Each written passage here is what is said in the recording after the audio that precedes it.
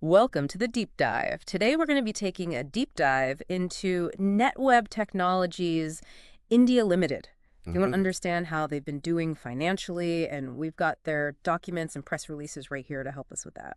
Cool. So, Um, Netweb. yeah, so Netweb is really interesting because they are India's leading homegrown OEM. OEM. Yeah, original equipment manufacturer Yeah. in the high-end computing solutions space. So, That means like high-performance computing, okay. AI systems. Right, the really powerful stuff. Yeah, exactly. And they work with some really big clients, like even some in supercomputing, which is pretty amazing. Yeah, and they just went public in July of 23. Oh, wow. So these financial reports are really like our first look at how they're doing as a public company. That's true, yeah. And we're going to be focusing on their Q3 Q3. FY25 performance, Oh, the quarter ending December 31st, 2024. got it.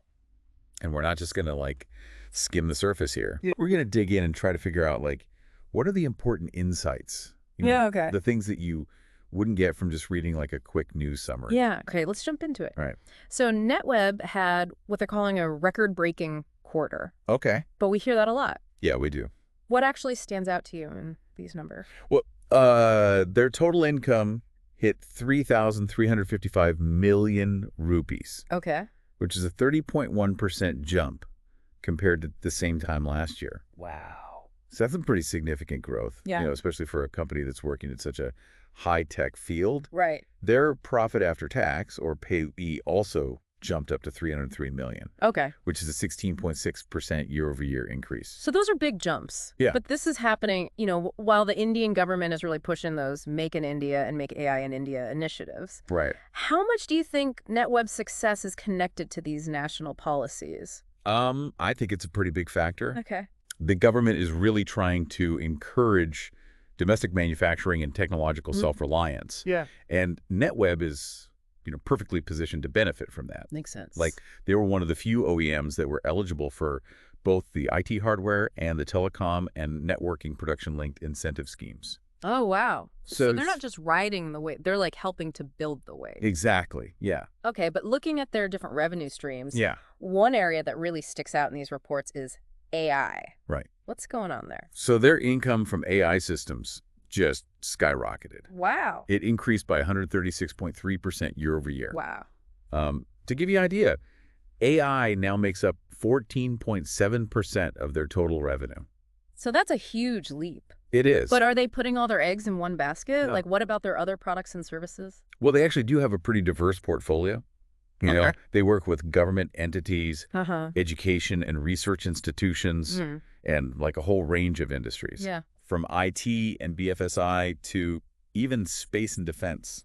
So they have like a pretty spread out customer base. Yeah. I mean, that's got to be good for mitigating risk, right? Spreading it out. Yeah, exactly. It gives them some stability and lets them, cater to a lot of really specific needs. That's cool. But I think it's important to talk about their partnership with NVIDIA on the AI side, Right. because I think that's a really big sign of where things are going. Yeah, Jensen Huang, their CEO, even gave a shout out to Netweb's latest AI GPU systems at that big NVIDIA AI summit in India in 2024. Yeah, that was a big deal, Yeah, especially coming from someone like him.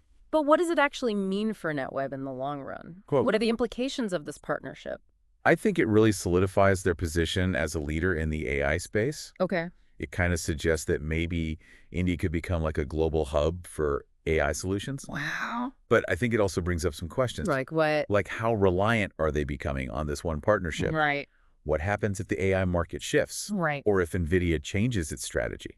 Yeah, it's a good point. It's just something to keep in mind when you're thinking about their long-term prospects. Yeah, it's easy to get caught up in the hype, but it's important to take a step back and look at the bigger picture.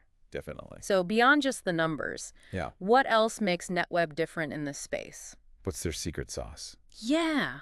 Well, one of the key things is their commitment to in-house design and manufacturing, Oh, interesting. which gives them a lot of control over their production process. Okay. And it also really aligns with that whole Make in India vision. So while a lot of other companies are outsourcing their production, Uh-huh. they're keeping it local. Yeah. But doesn't that limit them in some ways? Well, yeah, it definitely has its challenges. Okay. Like getting components and materials domestically could be more expensive. Right. Or it might limit their access to like cutting-edge technologies that are mainly made overseas. Okay. So it's a trade-off they've made. and it'll be interesting to see how it plays out. Yeah, I'm curious to see. Me too. What about their focus on research and development? Right. What are they doing to stay ahead in such a fast-paced industry? Well, they're investing a lot in R&D. Okay. They were actually one of the very few OEMs that were eligible for the government's production-linked incentive schemes for both IT hardware and telecom and networking, Hmm. which I think shows that their commitment to innovation is being recognized.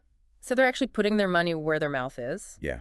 But what are they developing? What's on their product roadmap? Well, there's some really interesting things in the pipeline, Okay. including a move into a whole new product line. Oh, wow. But for now, let's shift gears a little and look more closely at the numbers behind this record-breaking quarter and what it might tell us about what's next for Netweb. Sounds good. All right. One thing that really jumped out at me from their financial reports is this new manufacturing facility they opened in May 2024. Yeah. They're boasting state-of-the-art surface mount technology, Oh, wow. all built in India, of course. Right. So it definitely seems like they're gearing up for something big. Yeah. But what are they actually planning to produce there? Well, they've been pretty clear about their roadmap. Okay. Launching Intel Sapphire Rapids and AMD Genoa-based high-end computing servers, So? all made in India, of course, which seems to be like a core part of their brand identity now. It does, yeah. But I also saw they're expanding into a whole new product line, network switches. Yeah, That seems like a big shift from what they've been doing. it does, yeah. It'll be interesting to see how they use their expertise and their existing clients to break into that market. Yeah, because they're going up against some big global players there. They are. Yeah, it's a bold move. It is, and they've also mentioned plans for something called an on-premise AI sovereign cloud. Right. That sounds pretty futuristic. It does. What is that, and why are they investing in it? Well, it's actually a really strategic move, especially with all the concerns about data security these days. Yeah. So basically, think of it like a tailored cloud solution that lives within a client's own infrastructure. Okay. It meets their specific data and AI needs, but the key here is data sovereignty. So instead of using like a public cloud provider, Right. they're giving clients a way to keep their data, in-house. Exactly. But is that really a big selling point? I think for some clients it is, Okay. especially government agencies and anyone dealing with sensitive information. Right. It taps into those anxieties around data privacy and national security and gives them a sense of control that public cloud solutions just can't offer. So they're not just selling technology. Right. They're selling like peace of mind. Exactly. But it sounds like they're trying to target a pretty specific group. Mhm. Are there enough clients out there who actually want that? Well, they got over 100 new clients in the first 9 months of this financial year. Really? So they're clearly doing something right when it comes to attracting new business. That's true. And expanding internationally suggests they think this solution has global appeal. That's true. Okay, so they're expanding their products, Uh-huh. building new capacity and venturing into new markets. Yeah. It's a lot. It is. But what about the bigger picture? Right. What are the trends shaping their industry and how are they positioning themselves? Well, one of the biggest trends right now is the huge investment in generative AI infrastructure. Okay.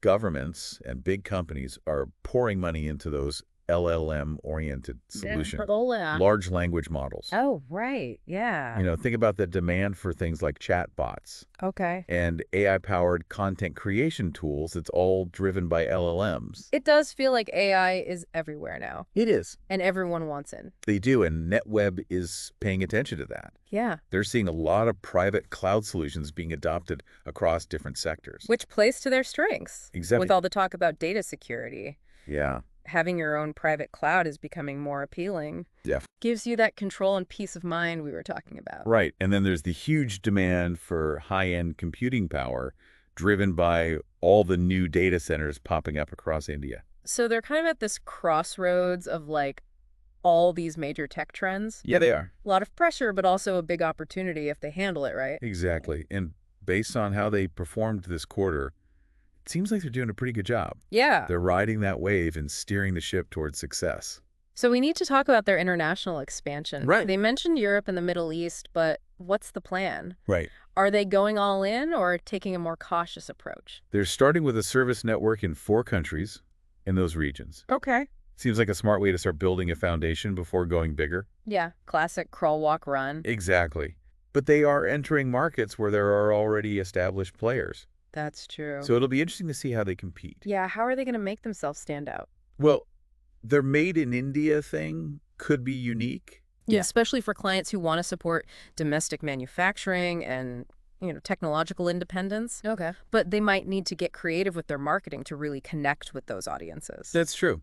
It's one thing to say made in India, Yeah, but it's another to convince people why that matters to them. exactly. Okay, so what about the financial side of things? Right. What should investors be looking at in this Q3 report? Well, the record-breaking income and profit are obviously the big news, Yeah, but their strong cash flow is also a good sign. yeah, cash is king. It is. But what does their cash flow actually look like? As of December 2024, their net debt was negative 737.2 million rupees, Oh, wow. which, combined with their order book, paints a pretty optimistic picture. Okay, so they've got cash on hand and a good pipeline of future business. They do. But are there any risks or challenges that investors should be aware of? Well, of course, every company has them. Yeah, Competition is definitely one. Okay. They're up against some major players both in India and internationally.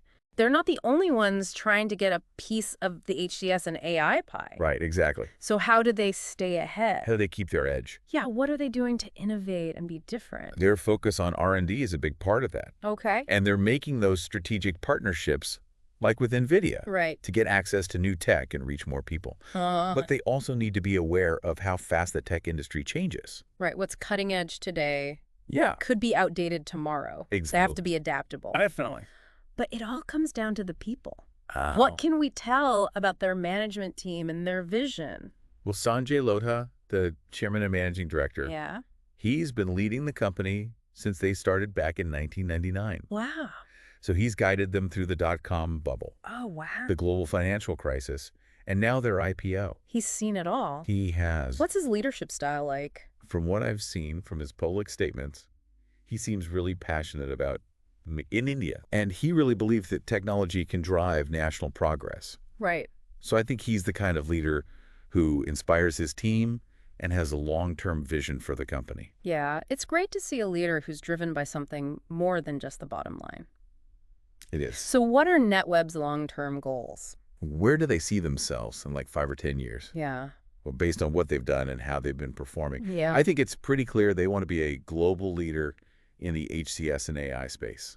That's ambitious, It is. but it's not impossible given their trajectory. Yeah, but what do they need to do to get there? Yeah. What does that journey look like?